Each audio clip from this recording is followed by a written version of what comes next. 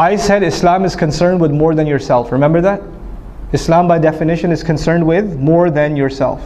If you say irka'u wasjudu wa'budu rabbakum, that's yourself. Make ruku', make sujood, be in a state of ibadah. But when he says waf'alul khair, do good, good helps who? Others.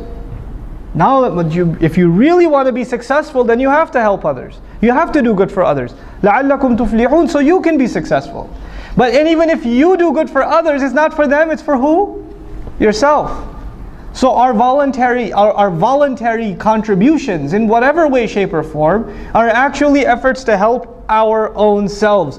Don't ever should I dare look back at a masjid that I gave time to, a program, a convention I helped put together, a check I wrote to the school or whatever, and say I helped them. I only help myself. And the moment I say I help them, it doesn't count for me anymore. I cannot go to Allah and say, Ya Allah, where's the money I gave?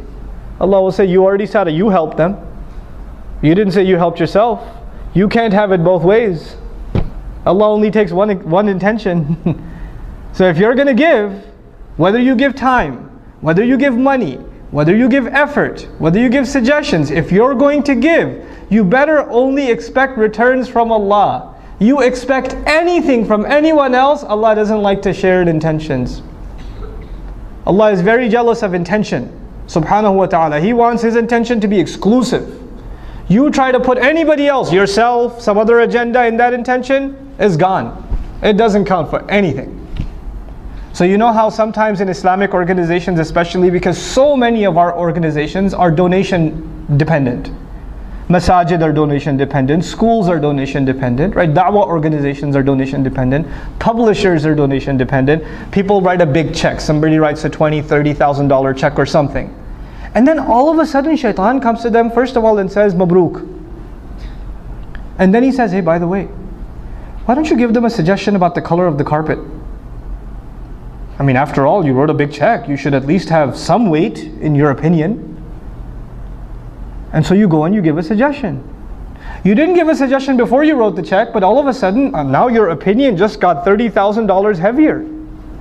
So you want to give an opinion. And you're expecting that your opinion will be taken a lot more seriously. Now why? Because you gave some money. Then your intention for giving the money was not Allah anymore. It was just to get your opinion to weigh a little more. That's all you will get out of that sadaqah. That's all you'll get. Is it worth it? Think about that. Just think about that. Before you ruin the sadaqat you give. In any cause. Wallahi, in any cause. Don't tie your contributions to expectations. If you want to have expectations, have them with Allah.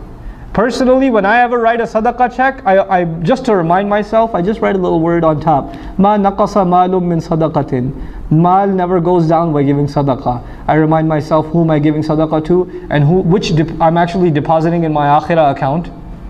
So I remind myself the withdrawal is going to happen after I go in the dirt. So I don't expect any withdrawals yet. You try to withdraw now, you won't get anything there. I want to make sure I get that across to all of you, inshallah ta'ala.